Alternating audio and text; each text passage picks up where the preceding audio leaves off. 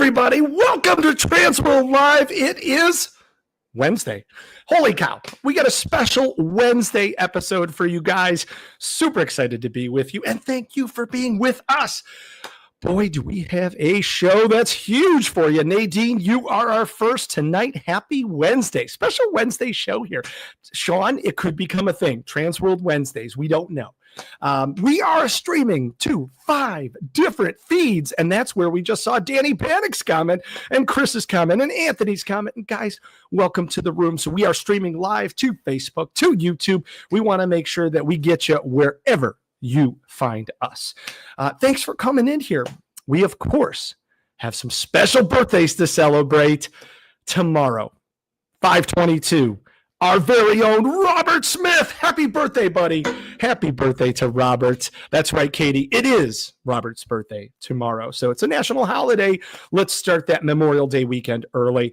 On the 23rd, we've got Christy Jones, Nicholas Giovanni, Mike Bradish, and Stevie Kristof. Happy birthday to them. On the 24th, we've got Javi Kalbeck, Chris Harder, Dan Vilwalk, and Justin Hill. On the 25th, we got Jillian Luce. On the 26th, we got Tabitha Barron and Taryn Myers. And on the 27th, our good friend Matt Mars. So happy birthday to all of them when you see them. We are officially 16 days. 16 days away from MHC, folks, and it is not going to get crazier because we've got a whole slew of stuff happening.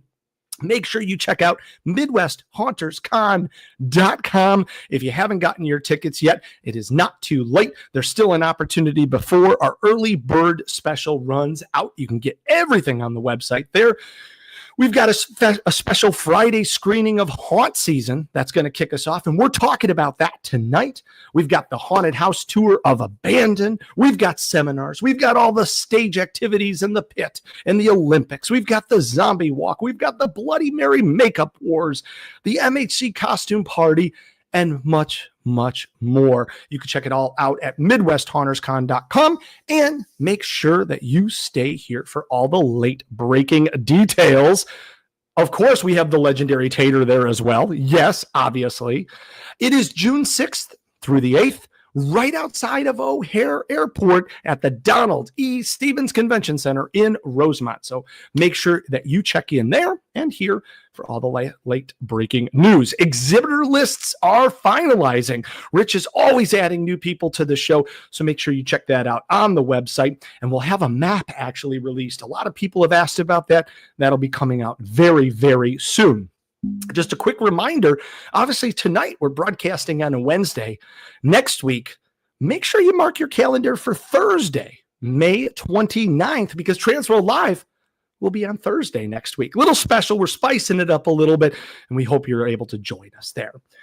Okay, before we get started here, sometimes life throws you a curveball, and sometimes there's nobody better than the haunt industry itself to circle around and help a fellow haunter. And we've got a very, very serious situation that has some breaking news here. So we want to bring on our boss, the president of TransWorld, Miss Jennifer Bianco, to talk about what's been going on in this late breaking news where we need to support one of our fellow haunters and TransWorld employees.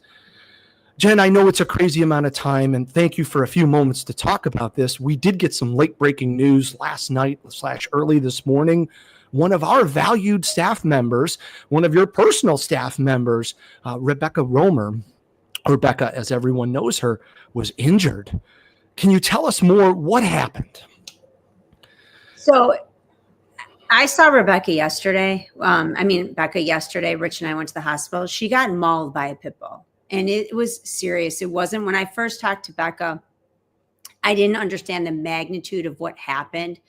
She called, she was in shock. This happened on Sunday. She was at her uncle's farm, kind of hanging out with family and things like that. And a dog and a dog owner were on the property. And this dog owner did not have this dog on a leash. Becca, and I may be confusing some of the details, so bear with me, but Becca was trying to get the dog off the property because there was a lot of little kids and things like that. And I think the dog was trying to cross the street. And Becca, who's had a lot of experience with dogs over the last number of years, was trying to help, get this dog to safety and away from all the kids, and to make sure too it didn't get hit by a car. And to make a long story short, the owner said, don't worry, the dog's safe and everything else. And the dog just attacked her, brutally just attacked her for 7 minutes. I mean, when I went to the hospital, I couldn't believe what I saw, from both of her arms to the sides, to the slashing by her neck, to everything. I mean, to the point that the IV had to been put in her foot and they couldn't put it in. It was a horror, but besides being terrifying, she has now been in the hospital on her 3rd day. We all know that most of the time hospitals will get you in and they get you out as soon as possible. Her red blood cells, I know today, have dropped some, so they couldn't release her. They're looking for all the different types of infections. The doctors that were on hand on that Sunday, there was a lot of some errors that occurred, and they actually decided to suture up the arm that had the actual infection in it, and it kind of, they think, may have gone down to the bone, the infections. So she has infections that they're trying to get rid of now. She has excruciating pain, and she's just suffering. She has issues with her hands and fingers. She's going to need rehab. She got mauled. I mean, this wasn't the dog tried to kill her, to the point that she had to jump on top of a car, and then the dog started attacking the car, and the owner just watched this go on for a minute. Oh my God, this is absolutely horrible. I mean, it was horrible. It was heartbreaking. When I walked into the room, I didn't even understand the magnitude of it.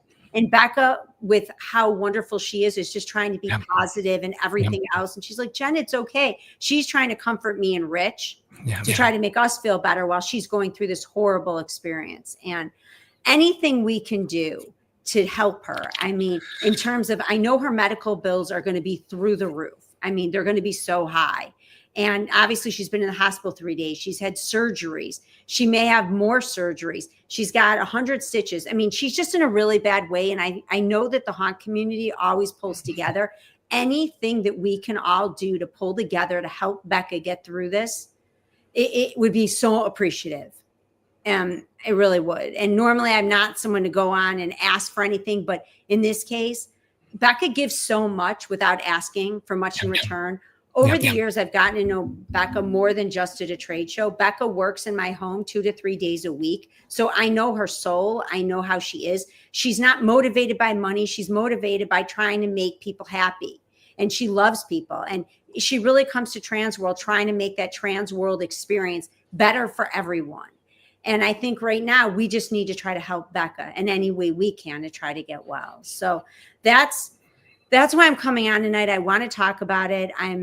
I feel horrible for her and her family, because some of her family actually watched her go through this. And she's been working with dogs for years. She dog sits. I mean, she's had a lot of experience, and this dog just went wild. And the magnitude of what happened is it's really hard to believe. Even when I was in there, the doctors are walking in and they're talking about that they've never seen anything like this. I mean, it was horrifying. So I just wanted everyone to really understand how bad Becca is and how much she needs help from the haunt community, and whatever we can all do to pull together and give her our love, and any level of donation that you guys are comfortable giving and can help her is going to be so appreciated. So I just wanted everyone to know that I'd appreciate it from the bottom of our heart to help Becca in any way we can. I couldn't agree more. When you see Becca's face smiling at the door, or even the moment of all of us as staff, when we check in, she's smiling and she's waiting with hugs. And for someone to do this to her, for an animal to do this, and she's a lover of animals. She's the kindest human ever. So for this to happen, it's just mortifying. And we need to circle around more than ever to support her, because she does not have the resources to be able to get through this. We need to help her. She doesn't. And honestly, you guys, she's just lucky she's alive. I mean, honestly, when I saw how close it went into her throat, and it was just going for the jugular. It was trying to kill her. And I can't even imagine how terrifying that is. I mean, honestly, I think Becca is just in such shock with everything going on. She's they've got her on a lot of pain meds and things like that to try to get the inflammation down and get her pain under control so that the healing process can start. But it's been a really rough road for her, honestly. And anything that we can all do to help, we should do. Thoughts and prayers are very, very important, but I know you mentioned about the financial contributions. Anyone that is able to just give whatever level they're most comfortable with, what's the best way, Jen, to get that money to Becca? So there's a GoFundMe page, and Robert put it in our chat, or it's in the comments. So if anyone wants to click on it, whatever they can give, if they can, and they can just message Becca and tell her they love her, that's great too. I just think we all need to support her and do what we can right now, because financially she does not have the wherewithal for the bills that are going to be coming in. She just doesn't. It's a horrible situation, and I know now more than ever. And I obviously see Peggy on the chat here. We've done so much good work with her and Erica and Let's Scare Cancer, and there is nobody better than our community to circle around and help one of our very own. So we thank all of you in advance for any consideration for Becca and for this very incredibly difficult time.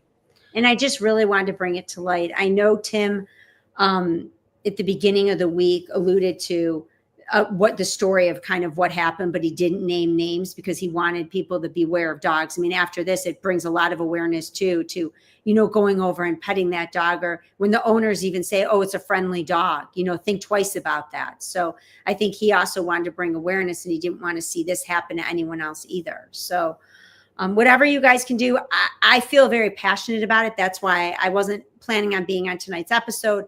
But, in lieu of everything that's gone on, I just wanted to come on and kind of explain it and to be able to help Becca in any way I can. So.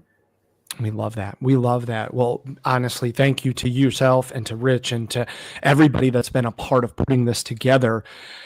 Before we close today, is there anything you'd like to say to anybody before we move on for tonight?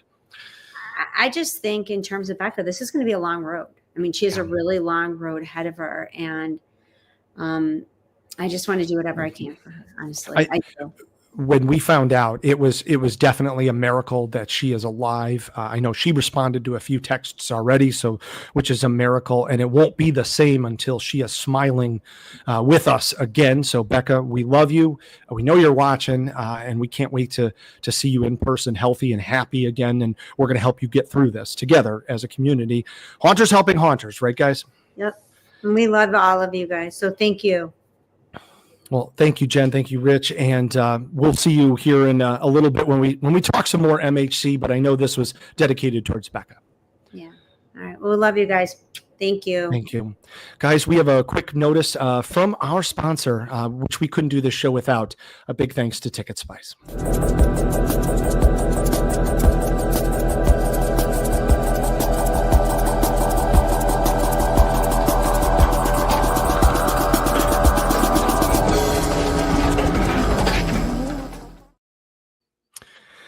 Well, thank you, all of you, for being here. This is a very big night. Obviously, we started off with those news, but we do have MHC in just 16 days, and we've got so much to prepare for. So we've got a huge slate of guests tonight to talk about things that you're going to see in just 16 days. So how about we kick off with one of the biggest prop companies in the entire world, TransWorld Live. Help us in welcoming one of our very first guests when the show started, and we're excited he's with us here tonight. From Ghost Ride Productions, Mr. Michael Chaille. Hey, how's it going? Good. How are you? Good. I want to say that I just met Becca for the first time at IAPA last year, and she was very friendly right off the bat. And then I saw her at TransWorld, and she just seems like a lifelong friend. So we'll definitely be heading up GoFundMe. We're going to take advantage of giving her some support, because we know how bad that can be. So very much so. With the show. No, and thank you on behalf of all of us, because it does. She loves all of us and loves supporting the entire industry. So thank you. Yeah, no problem. Now good luck, and good luck, Brett. Becca, good luck with your recovery. So, and now we can move ahead. Exactly. Well, we got to see you at East Coast Haunters, and it was killer. How was your East Coast show? We got a chance to talk to you just before that, but now we get to hear some of the results. Well, I think this year, everybody that was there the first year never thought that it was going to, like lightning could hit twice, but we use the East Coast show as kind of a basis for helping us plan out the rest of our year for TransWorld. We don't want to go to TransWorld with everything first used for the first time. So we developed, and you're seeing on the screen right now, a new system that we're going to be using next year at TransWorld. But we practice at this, and we had such great feedback that we're now going to use that. And the crowd was so huge that it made us interact like we would at TransWorld. So I was really stoked with the fact that the show did not diminish. It didn't have a kind of like this sophomore year. We sold out of just about everything. I think we had 12 pieces Sunday morning. And very nice. That certainly makes for an easy ride home.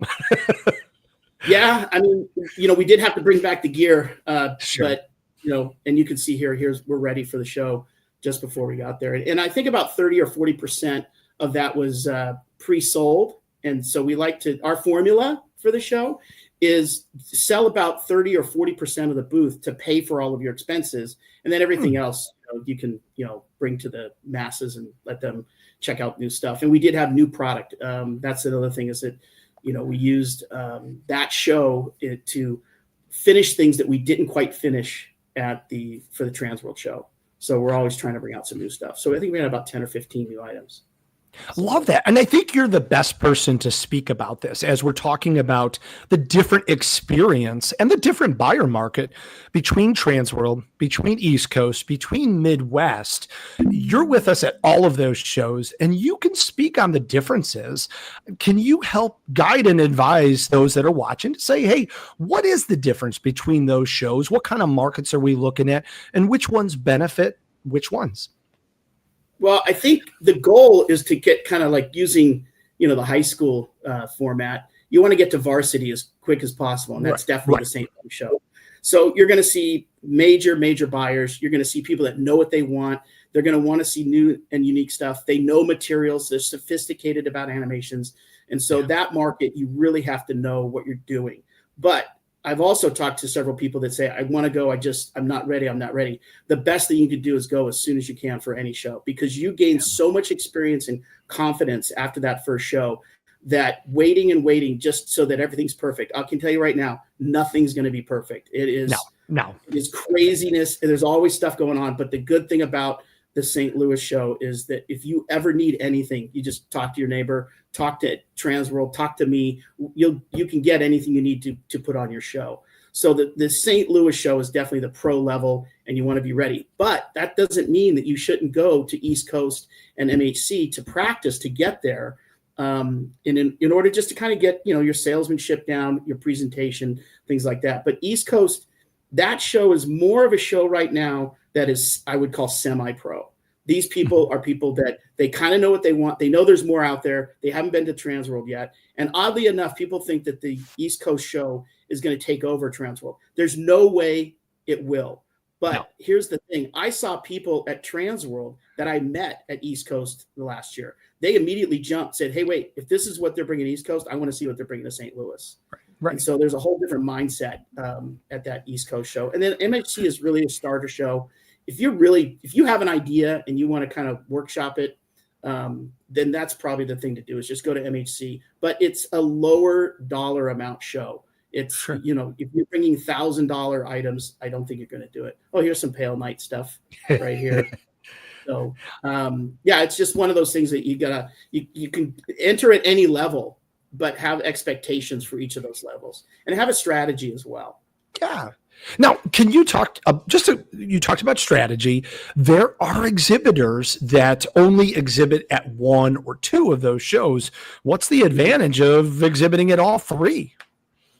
Well, if you're going to go to all three shows, you should definitely pencil out what that buyer is looking for at that show. Sure. So we're not going to bring 250 items to East Coast or to MHC. The profit you're going to make on that is nothing, because you're going to pretty much lose everything in drayage, and you're going to have to bring everything back because you'll never sell everything. It's just that population is not that big. But what you can do is kind of refine what you normally bring to shows for the show and the buyer that's going to be there. So MHC, I mean, it's a lower, under sub 1,000 items. It would be really hard. Anything over $500 is probably really tough to sell. But what I'm seeing at East Coast is, they were buying from brand new vendors. They were buying $1,500, $1,600, $1,800 props. And so that's kind of unique, especially for a buyer for first year. So I think if you're going to go to these shows, you need to refine what you're going to bring and know who your market is. And the only way you're going to know the market is by going.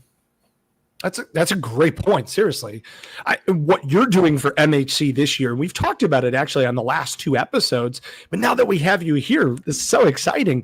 You guys are bringing 2,000 pounds of basically closeout stuff to bring and give away at a very, very huge discount, which gives some of those buyers, some of those do-it-yourselfers, those home haunters, or maybe those pro haunters that might not have the big budget, an opportunity to buy some high-end merchandise. Maybe it needs a little finishing.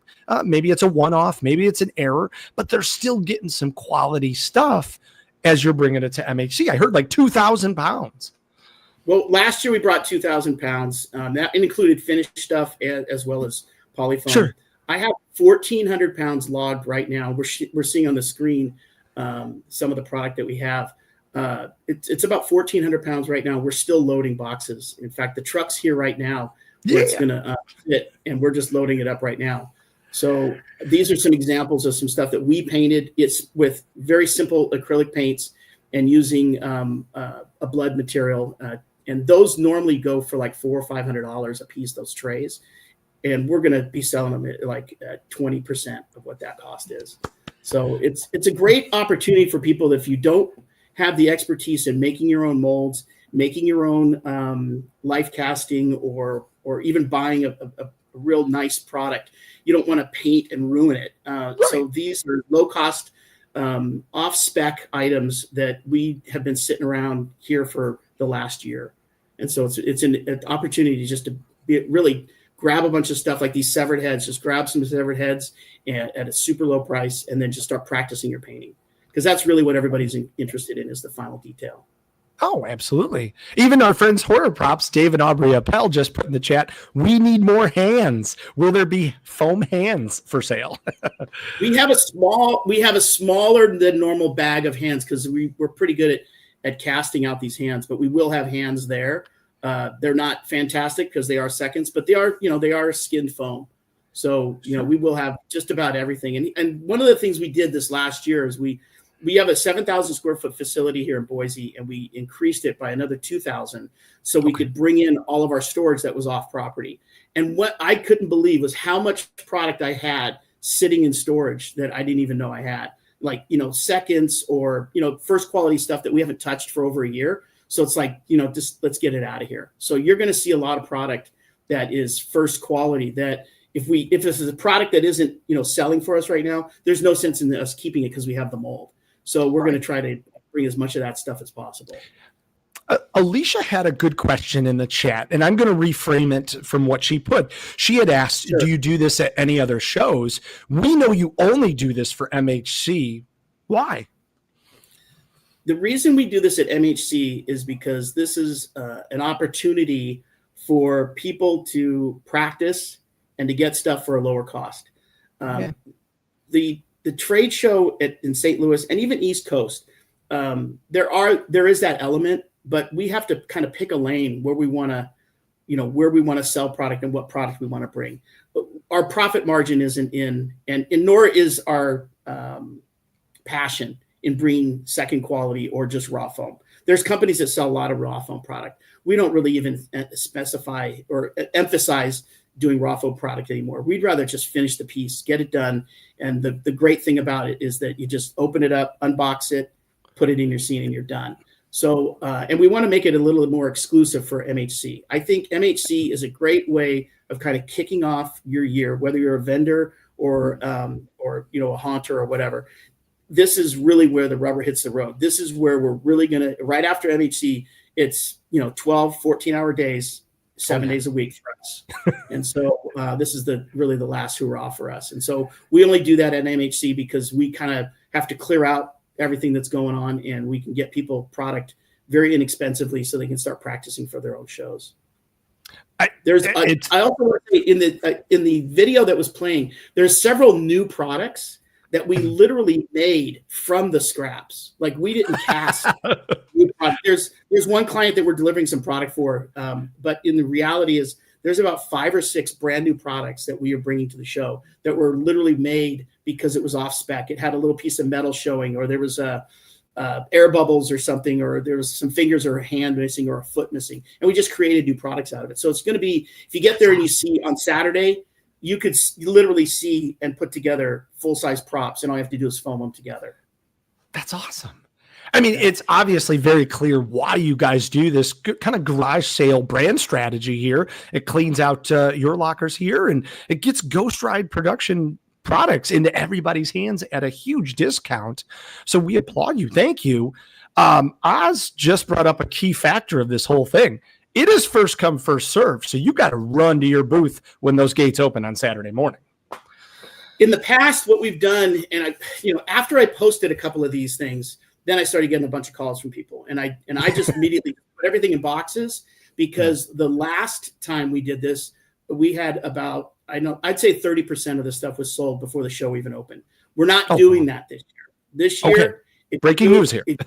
If you get there on Saturday and you're first in line on Saturday, everything's going to be laid out, and we will sell at that point. And the way that we do it is we have a numbering schedule in the back to tell us how much polyfoam was used and such. Okay. But the more you put together, you could ask me all day long, how much is that head? How much is this? How much is that? Yeah. The reality is, if you put together a big pile, you are going to get a smoking deal, because we do not want to bring that back. So love this. Yeah. I'll tell you, the reason I like doing the garage sale is that I actually got in this business because of a garage sale. Long time ago, back in the late 70s, my cousins lived in Hollywood, and we went to a garage sale, and somebody was a special effects guy on the movie Coma, which is a classic movie. Yeah. And we bought a bunch of body parts. We were doing haunted houses with styrofoam heads and just junk stuff, And the minute you see like, wow, look at this quality, we could do so much better. It just opened our eyes to a different world. And then, some years later on, I was, searching. I was not in the Halloween business at all, and I was searching in the the early 90s for a garage. I was looking for product, and I saw Michael Burnett had a garage sale going on in his special effects shop in Hollywood. Yeah. And so I went there, I met him. I bought a bunch of stuff for a project I was working on.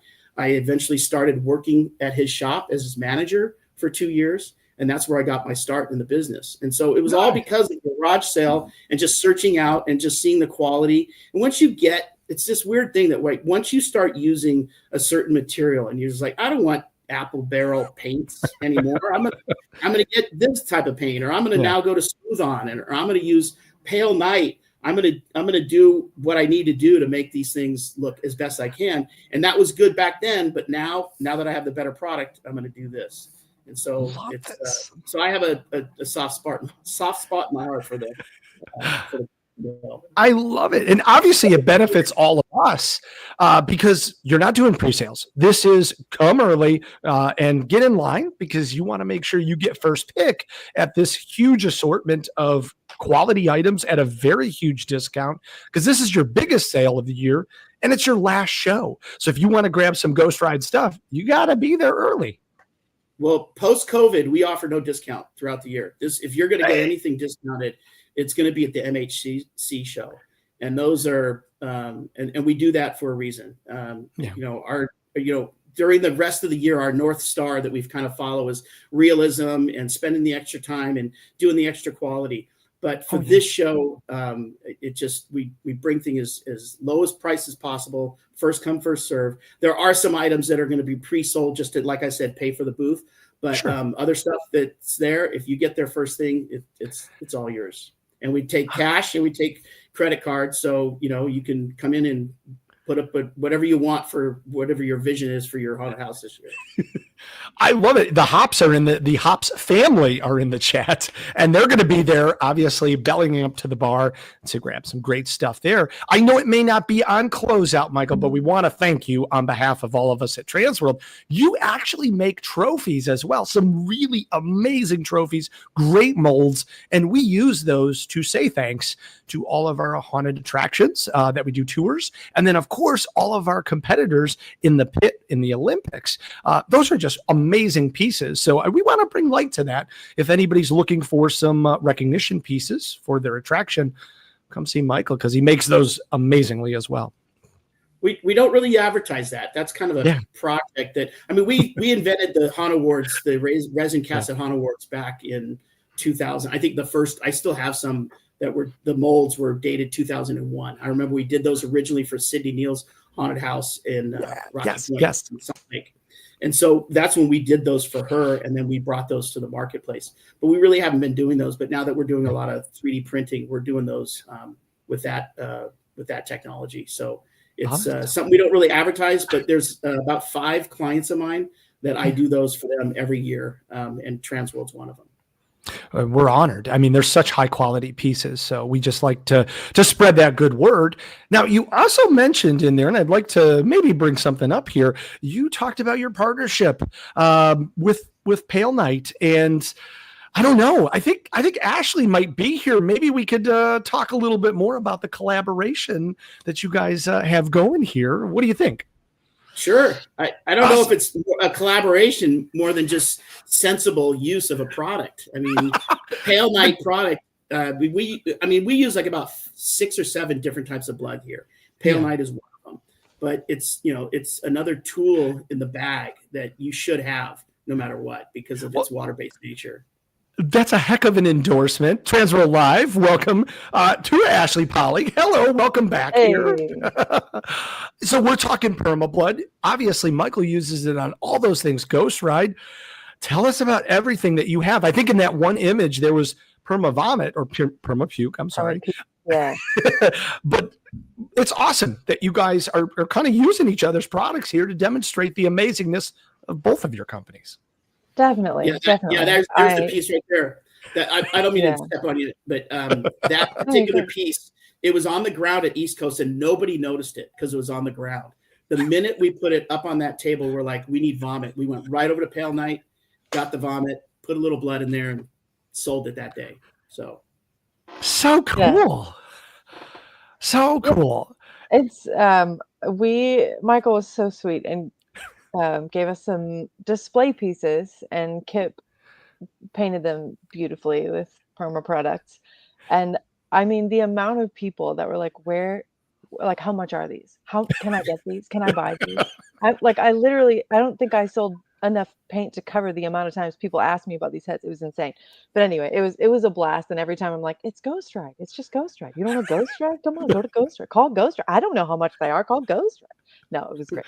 It was a good time. But we love to use our products on their things, and our products work amazing on their items. I love the way it looks. One of my favorites is the pumpkins. Man, their pumpkins are so good, so realistic. So many people are like, is that real? I'm like, no, that's the point. Like, and I lift it up and I show them the bottom. They're like, oh. But yeah, and then the pulp on there just gives it that little like extra. It's great. Yeah, that kit you have looks really good. Yeah, the pumpkin spice kit. That was actually a joke. Somebody was like, oh, I thought, because I did our blood kit with like a fall leaf background just because I'm terrible at social media. So somebody was like, oh, I thought it was pumpkin spice. And I was like, don't threaten me with a good time. And I made a pumpkin spice kit, and people buy it all the time. They love that thing. So I'm like, great. What else could I come up with? Like a garage kit. Let's do it. Who knows? I don't know. Yeah. So before we were finalizing everything we're taking to the show, we had a bunch of these trays. I think the trays are up there right now. And we had anticipated we were going to really do a bunch of trays at the trade show this year. And we didn't. We ended up going a different way. So now we have all that product. And I thought, well, let's bring it to the show. And then I thought to myself, well, people are going to say, well, what do I paint it with? So we went ahead and figured out that you could paint it with acrylic paints just from Michael's or wherever. And then you just coat the whole thing with your rot. You have a rot. You have. Oh yeah. Do you have a brown one? Do you have like a brown color? I do. I have Yeah. blood, black, brown, white, clear, and the mildew green, bloods. And spectral so, green. yeah, and so it's a really good product to use as a final piece over the final preparation over the piece, because it'll take down the brightness of your acrylics and it'll give you that blood gloss look. And so we did a couple of examples there that we're going to sell at the show, but I think we have about 25 or 30 of these trays. And like I said before, they're going for like $450, $500 a piece. So it's be a great time to learn to practice how to do that. What a great value. What a great value for both of you guys. Oh my gosh, this is amazing. Michael, we're obviously so excited that you're choosing MHC to do this, and you've done it in the past. We're doing it again. We're going to make this a huge stampede right to your booth when those gates open, because I don't think anybody wants to miss out on the opportunity to grab some good stuff at a great discount, great product at a great discount. Any advice that you might give to anybody that's coming to the booths on sifting through very quickly? Well, I mean, at that MHC show, you have to realize that it's still a very expensive medium to produce in. And so Absolutely. you have to be respectful of the pricing. You're not going to come there and get a severed head for $1. It's just not going to happen. Right. But if you look at what the final price is on something that's finished, that's detailed and such, and if it's in the $200, $300 range, you're not going to pay nearly that. But you just be respectful of the pricing. And, like I said, the more you buy, usually the bigger discount you get, at least at our booth. But I think the MHC people, the buyers that are there, they keep coming back. I mean, people stay there for the whole weekend. Let's face it. Oh, yeah. So just because they come by once, I see people looking at the same thing 2 or 3 times. But the reality is that for this year, because we are doing it different, it's going to be pretty quick first thing on Saturday morning. Love this. Shane typed in the comments about bringing cash. Do you accept charge credit cards as well? Yeah, we'll do both. We can do both. Okay. No Bitcoin. Sorry. No IOUs this year. Nothing. It's so funny. We do trades with the other vendors. We'll trade see, out, because there's some other vendors that get some stuff. So yeah, I once traded Pat Kanapolsky for sausage, so don't threaten me with a good yeah. I love this. Michael, you've been such a huge supporter of MHC. Before we move on to Ashley here, is there anything you could say to our audience here about if they haven't signed up, if they're still on the fence, why they should absolutely not miss Midwest Hunters Convention this year? Well, I think if you're looking to start or to kind of flesh out your haunt, we have plenty of product that's going to be there, but there's other stuff there as well. But I think right now the best value for MHC is the fact that it's very inexpensive to go in. You're going to see a ton of great haunted houses that are there, so you can see what's in the Chicagoland area, which I'm going to be touring this October. And I think right now it's the last hurrah before we all start, turning off our phones and just getting back to work. So I think now's the time to take advantage of that. Like you said, those 14-hour days, and that might be a low day. Sometimes. Well, exactly. Ghostride.com. Start your window shopping now. Obviously, another question that actually just popped up. We know you have a lot of closeouts. If they want to make some purchases, is that window still open to make some firsthand customs? You mean to order at the show for delivery? Yes, sir. We're pretty much sold out for the year. We were pretty much after TransWorld. We do keep a couple of slots open for theme parks that are pretty late at getting to us. But the reality is it all depends on what it is. I always tell people, just tell me what you want, and then we can figure it out. Because sometimes things are very quick to make, and sometimes things are very difficult, or they require multiple mold processes, and we just don't want to get into that at that time. And there's absolutely no room for custom at all right now. Oh, for sure. Yeah. Time is out. Yeah. Talk to us early, and we'll see where we're going to go. But I can almost guarantee you that we will not take any orders after MHC. That's kind of where it's been for the last couple of years. We really slow down after TransWorld just because there's just too much. Sure. So pro tip, if you do want to Ghost Ride custom, reach out in November, December. Yes, October even. Get ahead of our crew, we stay busy year round. So we're doing business the whole time. Love it. Love it. Well, we're grateful for you on behalf of Jen, Rich, and everybody at TransWorld. Thank you for all you do. You are a huge supporter of this show and all of our shows. We can't do this without you. And thanks for hanging out with us tonight. Okay, great. Have a great show, you guys. You too. You too. See you in a few weeks. 16 days. Right. Oh my gosh. That's scary, right? Bye, Michael. Ash, it's crazy because when Michael showed that image, that's already a wonderful product. But then seeing the perma products that you guys have there, it's just great to see it in demo. We got a chance to see you live. I know we were just talking before East Coast. How was your East Coast? It was really good. It was really good. We tried to keep it simple as far as the booth, which my booth's pretty simple anyway now, but it was nice. That's IAPA, but it was nice. We got to see some people that we hadn't seen in a while, and we got to meet a ton of new folks, which is really, really great. And just like the evening portion of it for me was like specifically very calm, which I enjoyed. But like I'm sure plenty of people were partying. It just wasn't me. But, but yeah, no, the show was really good. I felt like the crowds were really large, but they were like, it was a really good mix of people that you knew and people that you didn't know, and they were all interested in buying. Like they showed up to buy stuff. They did not show up to look around, which is great. We love that. So I don't really I don't have to so much pick a lane like Michael was saying, because my stuff sells from home hunters to theme parks just as easy. It doesn't really matter. If you're ordering something bigger, you're probably going to want it shipped. If you're ordering something smaller, you can just pick it up. So it's not too bad unless you're flying, then you should never ever do that. But we could make it fun. Yeah, no, people have done it, and that's why I say don't do it. Pro tip right here. Yes. Well, you've got a huge fan. It was a really good show. It was fun. I enjoyed the Christmas side, and I was glad to go, and I will be back. Yes, we love to hear that. You've got a huge fan in the chat. A lot of fans actually, but Danny Panic wants to tell you how great you are. We love you.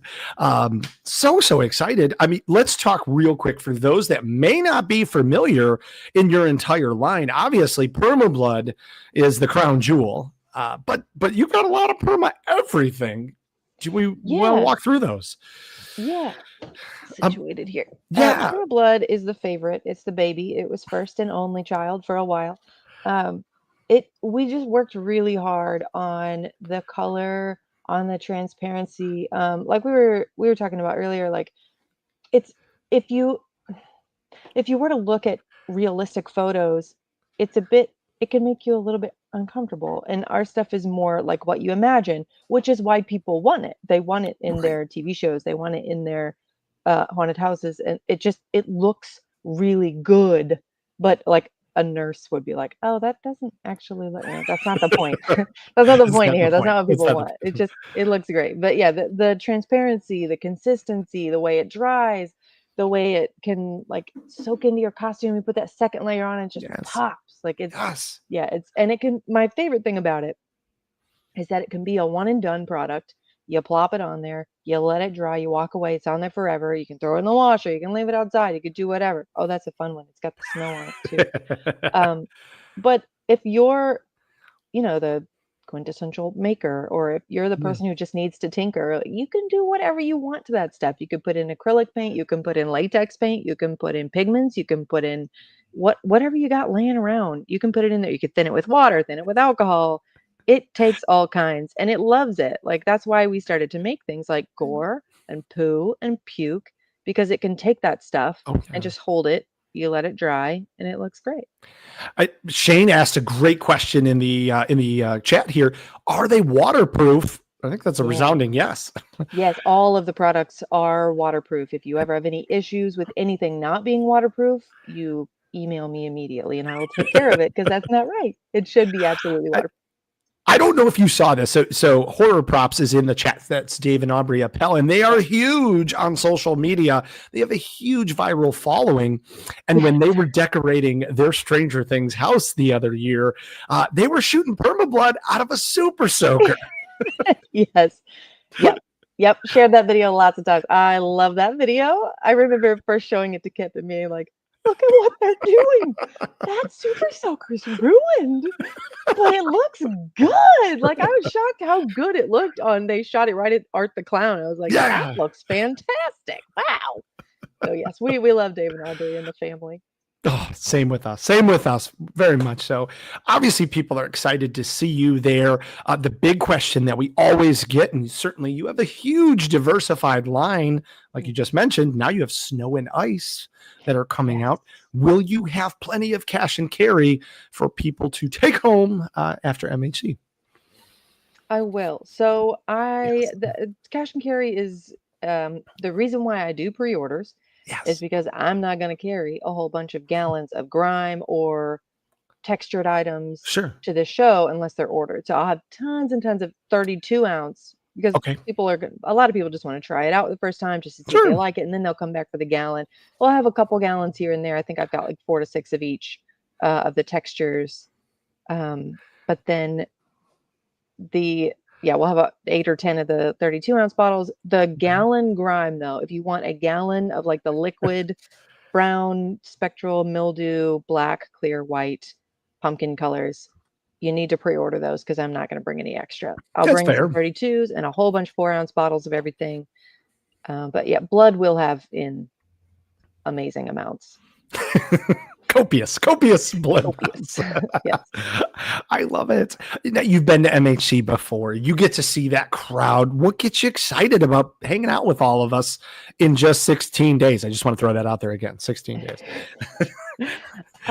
MHC is for me it's a friendlier place. So I don't mean to say that TransWorld isn't a friendly place because it absolutely is, but for me, I can't sit down all day, all night. There's just like mandatory things that I have to do every single second of the day. Plus, I live close by, so there's also just like literally people that I know in my life and stuff and all that stuff. But anyway, TransWorld is very, very busy. But MHC, it's like, I'm away from home a little bit. There's less mandatory things and meetings and all that stuff. But it's just a lot of fun. I enjoy seeing all my friends there, especially my friends in Chicago that I don't see very often. Yes. Still a bunch of amazing buyers. It's a super fun show. All the TransWorld shows for me, all of them are worth going to. I will make my money as a vendor, and so they're worth going back. And that's really important. Like, because when you're trying out a show, like Michael was saying, it can be really scary. But those shows, at least for me, like, I know I'm not going to whiff. Like, I know it's going to be fine if I go. It's going to be better for me if I go. It's just carving out the time in the schedule is really more the issue for me. But yeah, like he said, there's no downtime. Like when my orders used to ramp up in like late July, and my orders have already ramped up. I'm like, what are you people doing? It's May. But anyway, Danny, yes, I will have shirts. Well, we were just going to ask that, Danny. Great question. Of course, your shirts are quite famous. People love to grab those things. So. Yeah. We saw those fly, and like a lot of people at East Coast were walking around with them. So very nice representation. It's a beautiful image. I didn't create it, but it's beautiful. It's glorious, and we can't wait to see you. Obviously, get to come back to Chicago. Do you have a favorite Chicago food as you're coming back here? Anything you're looking forward to eating? Food. Oh man, I don't know. Okay. Chicago style hot dogs kind of eke me out. I don't know about that. Okay. No offense. If you love them, you love them. That's great. No, you're great. Chicago style pizza is pretty good, but I'm just not a huge. I know I shouldn't say this stuff out loud. I'm just not a huge. No, it's okay. This is the place to do it. It's a safe space, But I love food. We love Chicago has food in abundance. Very much so. If there's a good sushi place, I'm there. Sold. I think that's right after Jenny's own heart because she's a sushi fan as well. So. Ash, we're so excited to see you very, very soon. This is crazy that it's right around the corner. How's it feeling? Like coming off the East Coast, getting ready for MHC? Does it feel like you have the right amount of time? Does it feel too short, too long?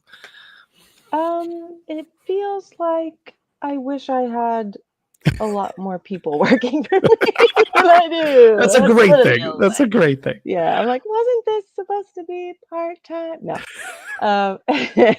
No, it's great. I love it. I love it because I know these people, so many of them like are recurring customers, and they're just so great, and they'll ask me if they need help, and they come to me if something's wrong, and I just love interacting with them and seeing what they do. My favorite thing on social media to do is to share somebody's work into a story and say, thank you for using Permablend, or thank you for using Perma products. Like, they just are so good at what they do, from home haunters all the way up to like Universal and stuff. They're great. Oh. They just are so interesting, and the things they come up with, it's just super awesome. It has to be like a cool, like proud parent moment when you see it and you're like, that's my stuff. That's our stuff, you know? Yeah, there are some TV shows and that I'm like, oh, that's so cool. Or like, yeah, there are some people from a theme park asked me about, they were like, oh, snow, how much of that can I get? And I'm like, oh no, but great, yes, as much as you need. That's a lot. Well, our good friends, the Hops family, just said what we're just saying. Off season is a myth. You're right. Is a myth. That is correct. There is no downtime. Yeah, it's great. Our delivery people are like, oh, so you're when they finally, they're like, what are you ordering here? What are you getting here? What are you shipping out here all the time? And so when I tell them, they're like, oh, so you're really busy in October. I'm like, no, I'm actually dead in October. if you call me in October, you're late. Like, you're behind. Exactly. Maybe a costume for like a late Halloween party or something. Like, that's it. Well, we do. Your shirts are quite popular. Tim just commented in the chat. Please put them on the website. They are big fans of these shirts. Even Robert, our wonderful producer, whose birthday is tomorrow, by the way. So we want to celebrate Robert again. So happy birthday! But he wants a shirt too. So we're super excited to come by and buy some merch from you. For sure. I'll have it there. And I will, Tim, I will put that on the website this very evening for you. Yes. Love it. Love it. Now, you did talk about if people want to order some things and make sure that you're bringing them with, what's the best way for them to get a hold of you to secure their order? Yeah. So, of course, go to palenight.com. You can type in the code MHC. That'll give you your 10% discount. Oh, breaking news. Okay. Yes. Discount. I generally will do a trade show discount unless it's in LA, because they don't know better. But if you ever ask me for a discount, I'll give you one in a heartbeat. If you're like one of my customers and you know I do discounts at trade shows, I'm like, come on, let's go for it. But anyway, yes, so it's 10% off for MHC. And pick the MHC pickup will not ship option. So if you use the discount code and then you pick, do not ship, and then you were like, where's my stuff? Well, it's not coming. It was at MHC. So, yeah. Very awesome. Very awesome. Ash, we can't wait to see you. Before we say goodbye for tonight, anything else you want to say to our amazing audience? Yeah, I can't wait to see you too. Yes. Well, we're grateful. Thanks for hanging out with us tonight. And again, can't wait to see you in 16 days. That's scary. Thank you so much. Have a great night. You too. Appreciate you. Guys, we're not even close to done yet. We've got something really awesome in the hopper here. And to set us up, we think this will wet your whistle. How long can you scream without needing like a break or something? Probably a few hours. This is Matilda. It's her first time at a haunted house. We're just a bunch of theater kids who never grew up and got real jobs. 1, 2, 3. It's fake. It's only fake if you don't believe it. It's all fantasy, right? This is all part-time and seasonal, so sometimes people just disappear. So what's your thing? I'm either gonna chase people around with a fake chainsaw, or I'm gonna chase around with a real one. Oh. Tonight, we give the people what they want! And what they want is blood! They want guts. They want clowns with chainsaws. Oh, you come to the right place.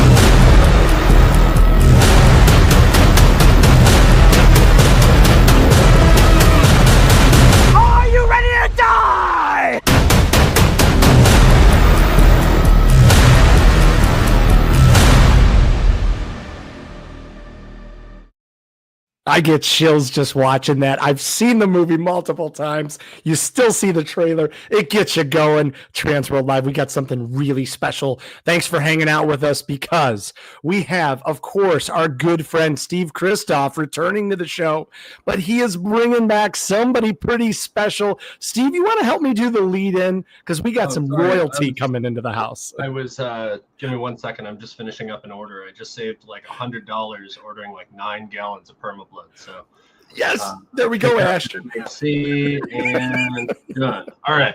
Anyway, I can put my phone down now. I was trying to get it through during the trailer. I'm helping you do the honors. I guess. Are we? Yeah. I brought the director of Haunt Season with me today. He's not. He's not in here with me, but no. He's been sitting in your waiting room forever. So let's get him in here. Jake Jarvi, my good friend. TransWorld Live, the director of Haunt Season.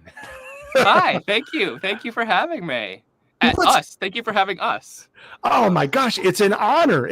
When I had texted Steve, I'm like, we gotta have some of the crew on. Can we have Jake on? And he's like, yeah, I'll make it happen. It's gonna be awesome. And so we literally designed this whole show just around you guys to make sure we could celebrate all things Haunt Season. The chat's blowing up. How has the whirlwind been since the movie has released? How crazy has it been for you guys?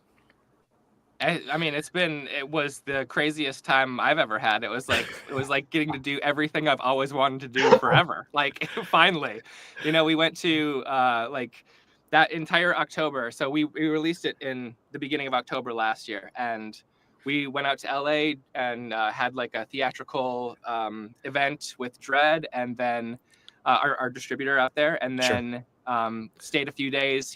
We hit up Universal, we hit up Disney, and then coming home to do the Chicago screening, which was even more fun. Like, yes, there was a packed room of just like really enthusiastic people, and then I got to go to see the new and improved Realm of Terror. Steve redesigned the entire place since we shot in it.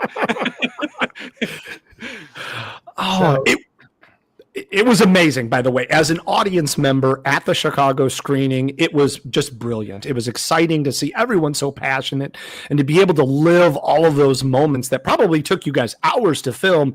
But in that one moment, you have the whole crowd getting behind you. It had to just feel just amazing. It's a thrill. It was a real thrill. What about for you, Steve? What was last year like? Last year, it came hot off the heels of double Haunt Season, where we filmed Haunt Season and then had Haunt Season right after making Haunt Season. And then it was kind of like the cap to a very long 2 years.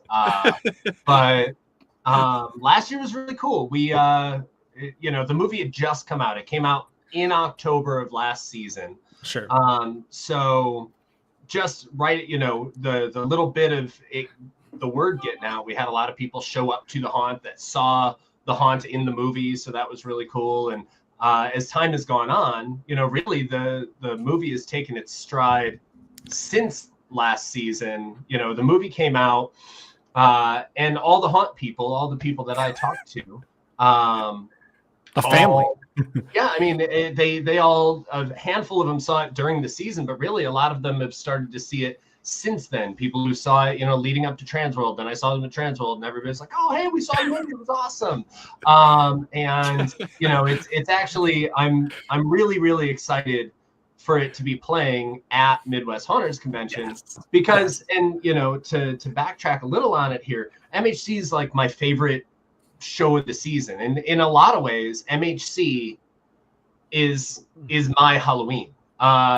Since it long ago and now moving into Rosemont especially, like this is my chance to hang out with all of my Halloween friends, all the people I see only a few times a year because we all do the same stuff. So this is my chance to hang out with all the people that I have shared my life with, and we all get to do this cool thing at MHC, and then now this cool thing that I got to do with Jake is showing at MHC. So I'm really excited to not only watch the movie with haunters, but just be able to watch it with all of my friends and be able to do that all together. Because in a lot of ways, Haunt Season is us. It's what we do.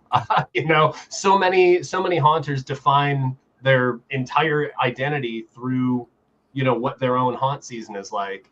And here's a movie that puts it right out there kind of for the world to see in a lot of ways, with some extra murder along the way. But and that's the cool thing, because when the movie came out, it was released by Dread, who they put out the first Terrifier movie. They're kind of a big deal. So they put it out, and you had to pay to see it. It was pay to play on Amazon and Apple TV and all of that. And as time has gone on, now you can watch it for free, and it keeps showing up on new platforms all the time, which is totally out of my hands. I don't have anything to do with any of it. I just, one day somebody's like, "Hey, I saw you on Tubi," and I'm like, I guess it's on Tubi now. That's the cool thing, is now that the movie is free to watch, with ads, sure, free to watch, you can see it in a lot of different places. Like it's on Tubi and Zumo. It's, I don't know where Pluto else. TV and Plex and it's we everywhere. just saw a list. Yeah, we just saw a list from Dread just sent out to us too, like where it's gonna be too. So like, it's going to be, just available with a Prime subscription soon. It's like, it's just kind of doing the rollout of the first year, And I'm really excited to see, now that we're on the AVO, the advertising video on demand platforms like Tubi and such. Tubi is my personal, I probably shouldn't call favorites, but I watch Tubi all the time. Like, sure. Now that we're kind of like moving through that world, I'm very interested in seeing this coming October. That's what I'm really excited about. Well, and I see it a lot. I see people talking about the movie and being like, "Oh, it was filmed at an actual haunt," which it was. For anyone that doesn't know, haunt season, obviously you saw the trailer a moment ago, but it was filmed at Realm of Terror, which is my haunt in Round Lake Beach. Jake approached me a few years ago with this script he wrote, and the funny thing about it is he had never been through the haunt. He had never seen the haunt. It all started off of we worked on a project together, and it was like a throwaway conversation, like, "Hey Jake, if you ever write a horror movie, we should film it at my place." And then flash forward, a year or so later, and he's like, "Hey, I wrote that movie." But it gives this like kind of weird, bizarro world view for me into my own world, because the movie's shot at Realm of Terror. The movie's called Realm of Terror, or the haunt is called Realm of Terror in the movie. But in so many ways, it's not my haunt. The people that work there aren't the people that work for me. I'm in the movie, which was super cool and a huge honor to be able to be a part of. And but did a killer job. I remember the day you auditioned; it was the best. Well, and that's the thing. I had to audition to play not me, a character. I had to audition to play Bradford, a character who is me in the real world, but isn't me in the movie. It was a very surreal process.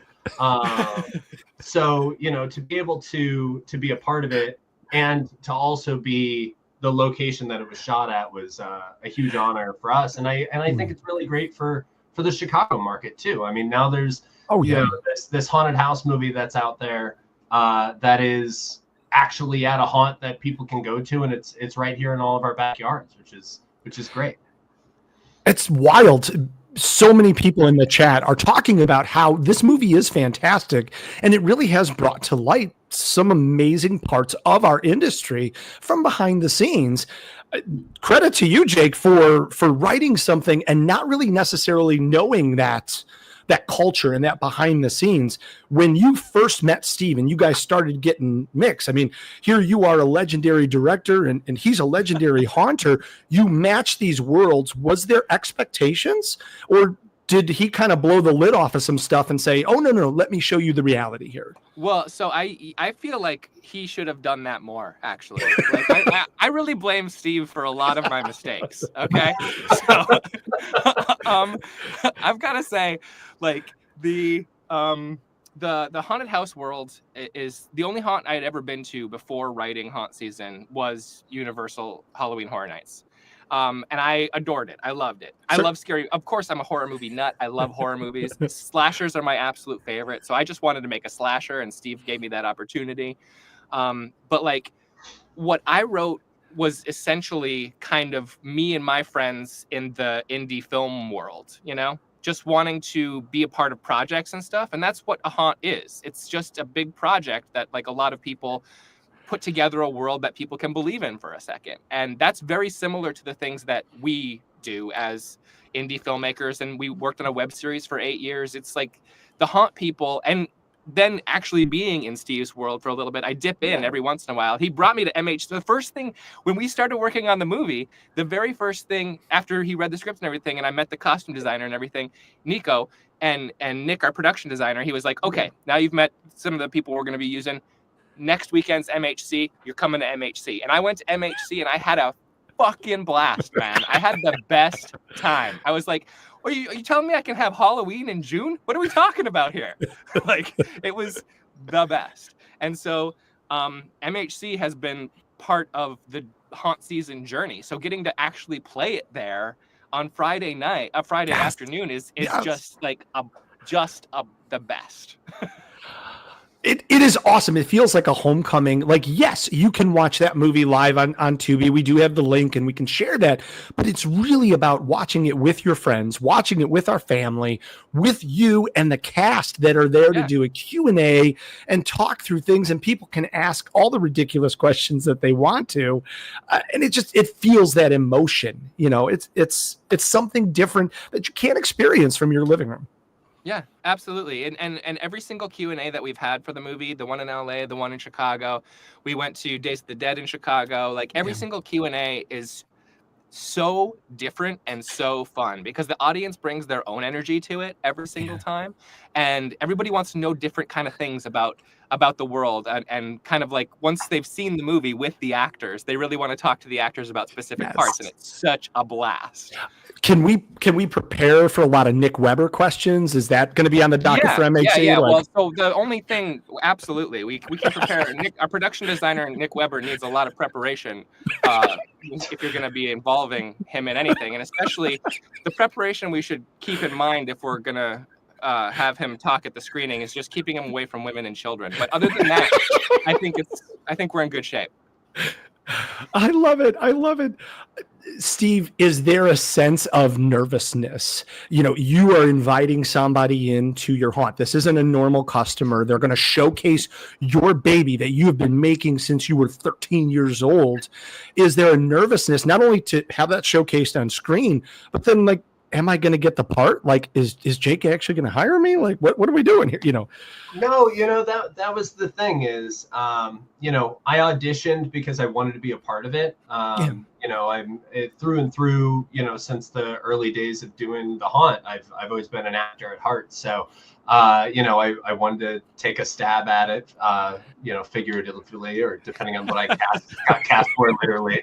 But I just, you know, I wanted to do it, and it's something I had wanted to do for so long.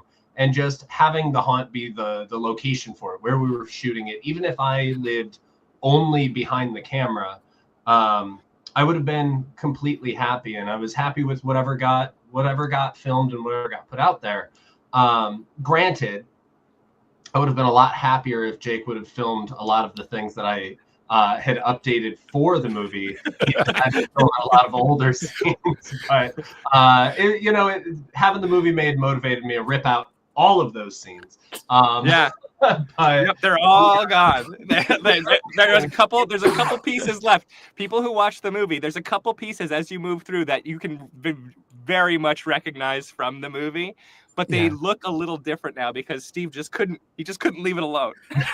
Yeah, but when it comes to nervousness, honestly, the biggest thing for me through all of it was, you know, once haunters actually started to see the movie, I was terrified of what everyone else would think about it because it was completely out of my control. I didn't edit the movie. I didn't write the movie. I didn't film the movie. I was just the location and in it. And what happened after that was kind of out of my hands. And then, you know, you asked, you know, did I bring a bunch of expertise to it or whatever? I tried to stay out of it because no, dude, you know, I gotta say, you would answer questions about, like, a lot of times your answer to the question was, it's not my haunt. It's That not was my your haunt. answer to a lot of questions. And Yes, it so was. he gave us a lot of room to play. But he says he was just in it and he was just the location, and that is ridiculous. This guy is like a Swiss Army knife on a set. Yes, like he is. You like the same, like I see him do it at the haunt. I saw him do it on the movie every day. Like if we had a problem, I'd be like, "Where's Steve?" And I'd just be like, "Steve, this is what's going on." And he'd grab a saw and he'd go take care of it. You know, like it's like he just immediately, like he's the guy that you want to have if anything is happening. He's just going to take care of it. He was the ultimate producer on this movie. Now, did you serve as any sort of like, how did it work with your co-stars that are not familiar with our haunt industry? Did you take them to some haunts? Did you take them to yours? How did you prep them for this role or give them some like technical background, or did they just fly blind? Well, and that's kind of what I mean by I stayed out of it, and what Jake means when I said like this is not my haunt. The haunt that is in haunt season it's Realm of Terror, but it's not my Realm of Terror. These are different actors, different people, and I didn't want to, affect the script in that way. And plus, I mean, separately, when it came to actually being on screen and being filmed, like, I mean, it was a different experience for me. I mean, I had to memorize lines, and they weren't just lines for a haunt that I'm repeating 100 times a night or 1,000 times a night. It was lines that needed to be delivered in a timely format for the screen. So all of that was a learning curve in and of itself for me. So I was bouncing a lot, but no, I didn't really, I don't think I stepped on anybody really or tried to prep them to be in the haunt. And that's kind of the cool thing about this movie as well. Is a lot of it isn't. I mean, you're not spending an hour and a half in a haunted house. Right. You're spending an hour and a half with the cast of a haunted house. Right.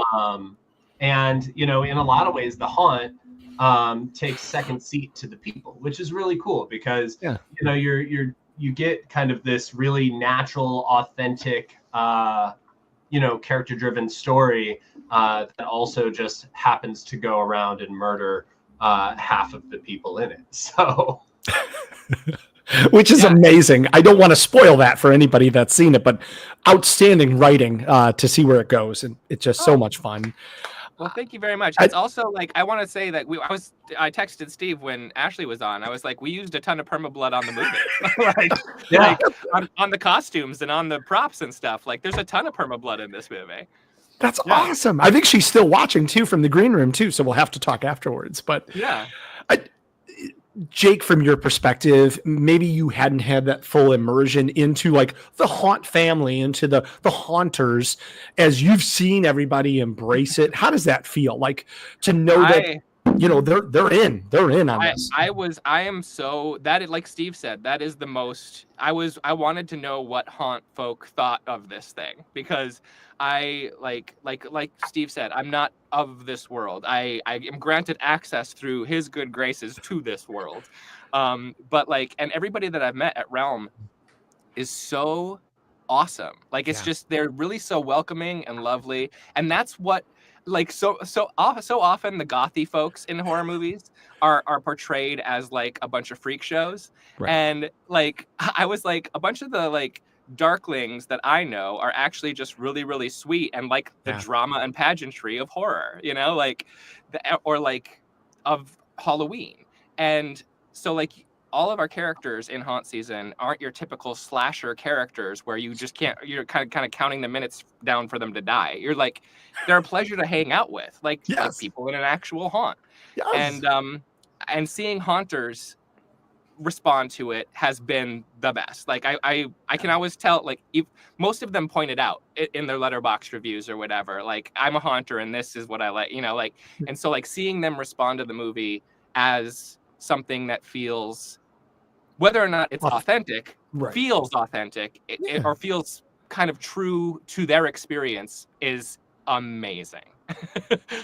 Which is awesome. I've talked to like haunters that said like, the movie kind of made me like teary-eyed, like, because it reminded me so much of the season and all of the things, and kind of took me out of my own brain and put that on screen, which is really cool. Or I don't know. There's been a really positive response from haunt people, and that is another cool thing about haunts, is that haunted houses across the world, and specifically America, touch millions of people, whether they go to haunted houses or they've worked at haunted houses, or they worked at a haunted house 20 years ago and it was they wore a trash bag and a rubber mask. It doesn't matter, but like there's so many people that have an experience with a haunt, and then here it is in the foreground, the background, and on the ground. It's everywhere. Well, and then in order to actually film the movie on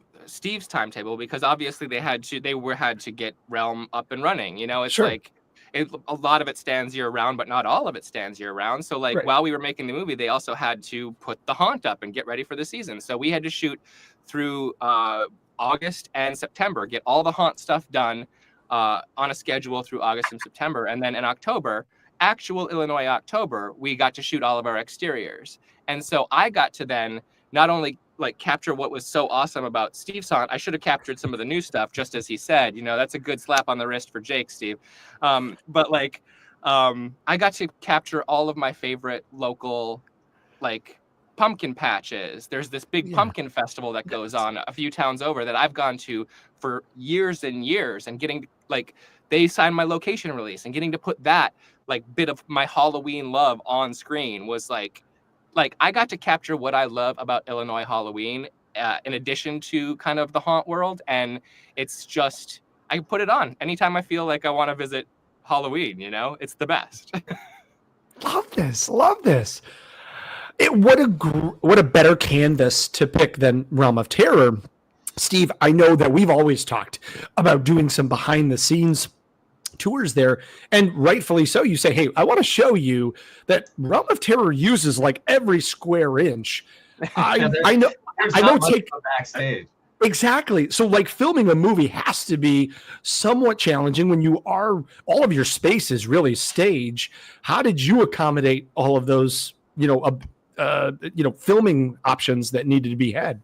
I think a lot of that dictated how the movie got filmed, and why some of the rooms that I wish got filmed didn't, was because the haunt's so built out to the walls. A lot of the scenes that chose to be the backdrops for the film, through the natural existence of how it had to be filmed, were the ones that were quick and easy to get to from the primary emergency exit hall. Plus, a lot of the scenes that got filmed inside the actual haunt, we filmed through the natural just way things had to be. A lot of them in August, July and August, kind of, or just August. Yeah, August and September. Yeah. Mm-hmm. It was in August and it posed a challenge to us for the haunt, because we had to be done by July. Mm-hmm. The haunt had to be finished by July, so that when there was a movie crew filming from weekends in August and September, that nothing would change. And then we had to open in October. So a lot of it got condensed towards the front of the shoot, and that's when the crew was still getting to know. I mean, it was you've got 50 people all on set that don't know each other on day one, and day one we're like, all right, we're filming in the haunt. So it had to be something close, something where we could really work. But I mean, you're filming a movie in 4-foot hallways. It's tough. Yeah, it's got to be. And because of that, we didn't dive. I mean, we probably covered 5% of the haunt in the movie. Probably less. Less. I mean, honestly, we really don't dive deep into the haunt. It's a handful of rooms. It really is more of a backstage movie, because you're spending time with the cast as they're getting ready for the haunt, and you're spending time with them after the haunt. Well, I mean, there's a part of the movie that goes through a number. Oh of yeah, number of areas. There's a section of the movie. There's a lot of chaos. That's the moment where we really saw all of the rooms, but 2 of those weren't even actually in your your actual haunt. Like you built those rooms outside of your haunt in a semi-trailer. Well, because you wanted to chainsaw through my walls, and I needed to get that wall taken, Jarvi. So that's how that happened too. He's like, so we need to chainsaw someone through a wall, and I was like, okay, cool. How are we gonna do that? And he's like, well, I was hoping we could use a chainsaw. And I said, sounds like I got to build you some rooms. So we took one of our semis, emptied it just into the parking lot, and then turned it into this ad hoc soundstage. Despite the fact that I was like, Jake, semi-trailer is going to be really, really hot in August. Yeah. And he's like, it'll be fine. It'll be fine. And then, like, the first time we had to shoot in that semi-trailer, he's like, Steve, it's too hot in here. I was like, yeah, I know.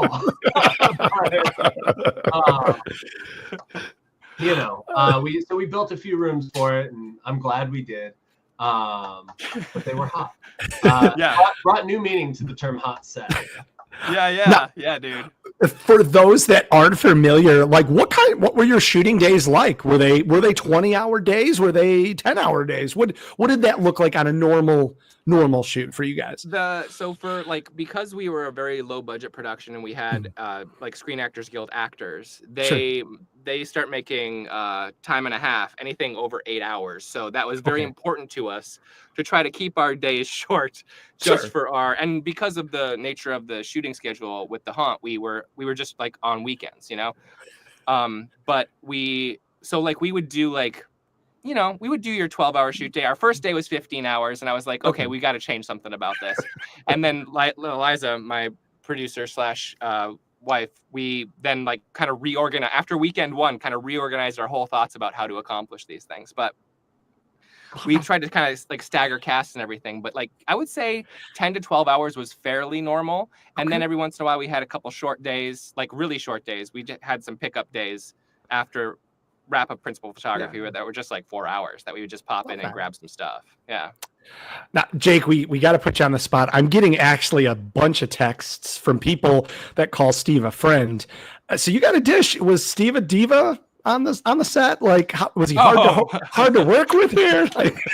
I mean, like a lot of people throw around the word nightmare, but Steve just brings it to a whole other, like that's just when you like not like I call him a Swiss Army knife. That's behind the scenes. When you get him in front of the camera, it's just like, how's my hair? And you gotta like really kind of take care of him, you really gotta take care of him. Jokes aside, though, there was one day that I wasn't gonna talk about bringing it up. Steve. I'm bringing it up. I had a full meltdown. I was like, I got super self-conscious one day of filming. It was like, so the reason for it was the scene that I auditioned for. Like it was the sides that I was given for the audition. And I showed up like not feeling. I was like late to my audition. There was the Pride Parade was going on in Chicago. I got caught traffic. That was a bad scheduling part on our thing. Yeah, it was a bad scheduling part. Like I walked in and they were just like, "All right, yeah, you're here. Cool. Go do your audition." I'm like reading from the sides. I wasn't prepared, and I was up against Adam, who ultimately ended up getting cast for the role of Danny.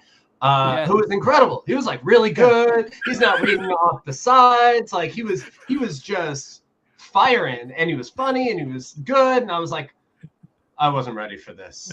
I was not prepared. I did really bad. I felt like I did really bad. So I had this. You didn't do really bad, man. But I asked you if you did really when bad. That scene came up, I had a meltdown. And we were filming inside Kristof's, which is our bar and bowling alley and all of that we have. I like kept messing up my lines. I kept like screwing up, and I was like, Jake has footage of it somewhere. Like in the middle of a shot, I stop and I look at Jake. And it's, the footage is of just me. And I'm like, hey, Dick, how are you going to finish this movie? He's like, why? He's like, oh, I'm about to go hang myself. So when this is done, I don't know how you're going to finish it. It ended up in one of the outtakes reels, but I love it. I had a bad. There was one day that I know of Yeah. specifically that I had. Well, so like it was time.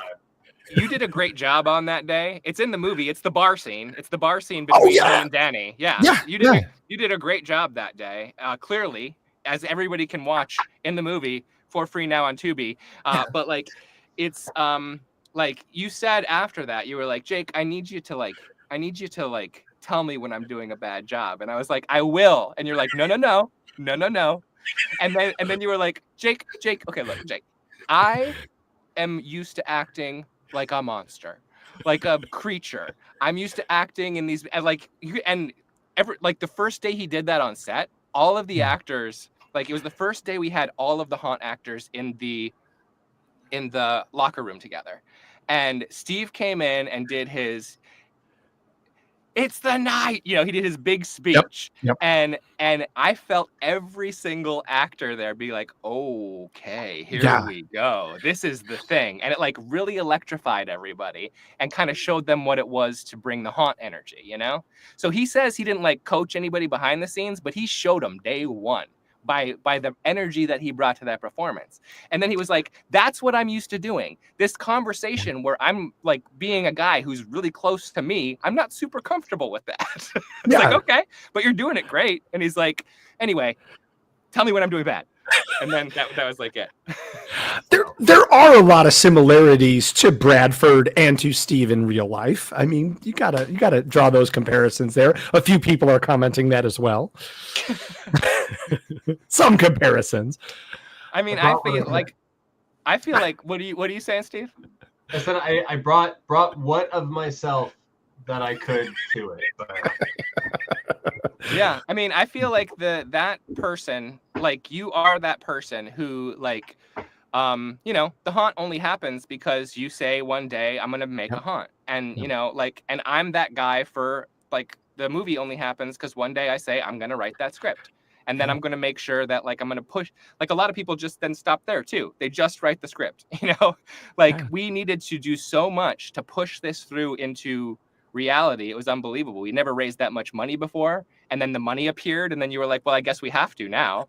And so then we just like, and every kind of step of the way it was like, well, if we back ourselves into this corner, it's going to force our hand, or we're going to look like failures. So like we would back ourselves into the corner of, I'm starting the fundraiser this day.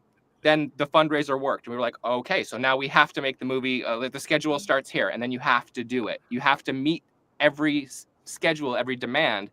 That's the people that like, I'm Bradford too, I said that like when I first handed you the script, like over your bonfire in your backyard, man, I was like, I'm Bradford. And you were like, I'm Bradford too. I was like, great, we're Bradford. Let's make this thing happen. That's right.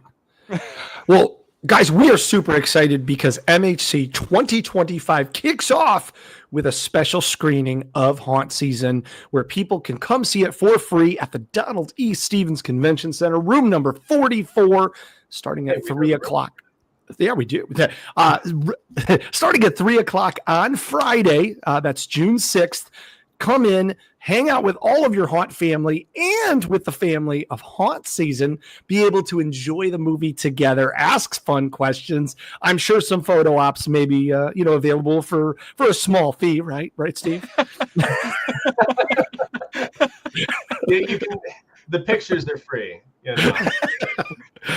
We love it. We love it. And then there's a rumor going on. We just need to address this right away real quick because it's been circling that maybe Jake and some of the cast might be hanging out with us at Abandoned that night. Yay! I'm very terrified. I'm so excited to be so terrified. I don't want to derail any of this, but I gotta say, this year's MHC is like a really cool lineup. You're showing the movie, which I'm excited for, and I hope other people are too. But like MHC's never had a movie at it before, so like it's cool to kick things off with the movie. Then doing the tour at Abandon. Abandon is one of my favorite haunts. Period. I love it. Like anytime somebody I saw in the chat, haunt scene is in the chat. Johnny Bronto hanging out. Yeah, Johnny. And he came to my haunt this year because he saw the movie, and he's like, "Oh, I gotta come see the haunt." So he came and saw the haunt, and I was like, "You have time. go to Abandon. Like I called up, Corey and Matt. I'm like, I'm sending someone your way. Like I love Abandon, and they're so close to us, both, personally and, distance wise, that like we end up seeing Abandon all the time. It's got to be the most slept on haunt in the entire industry. I think so. Abandon, it's too good to miss.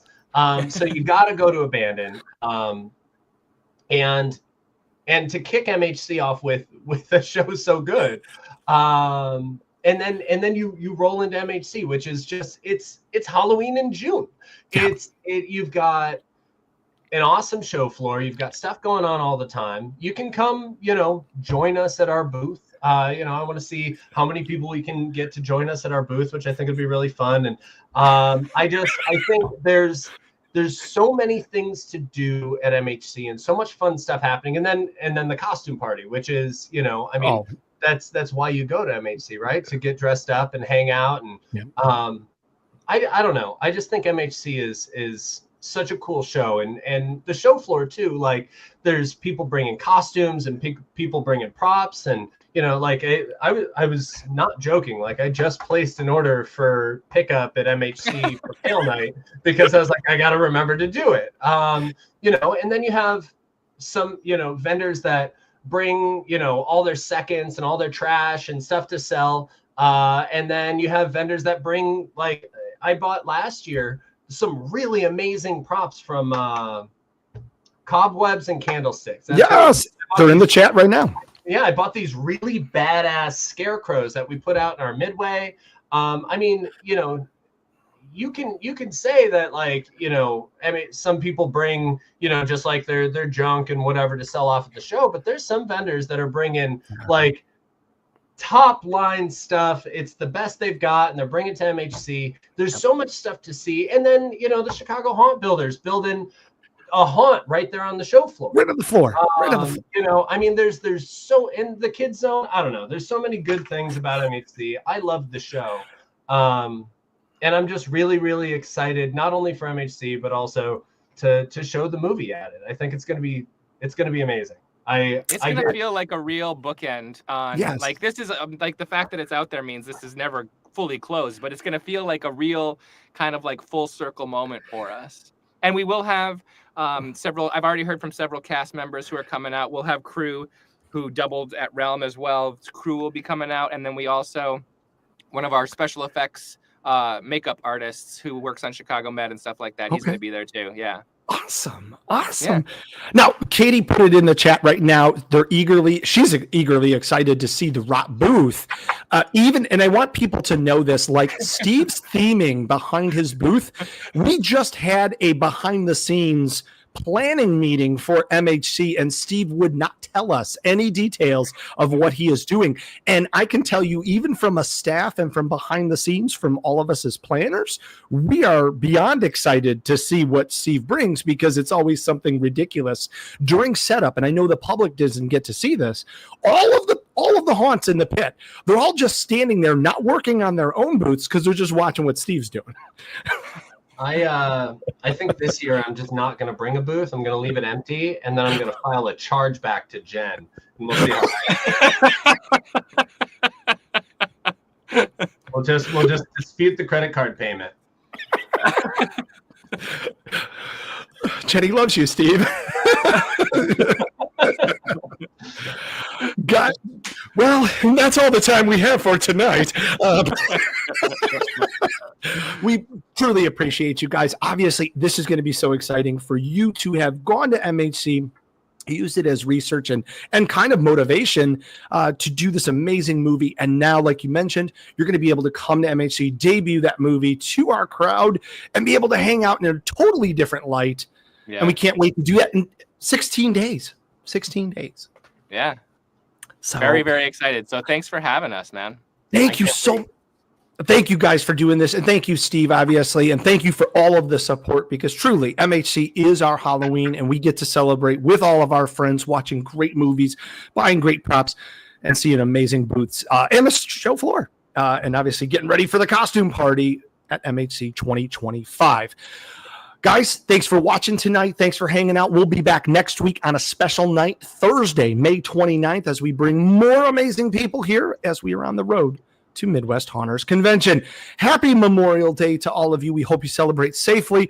And again, happy birthday to our producer, Robert, who celebrates tomorrow. Thanks, everybody, for everything. We'll see you next week.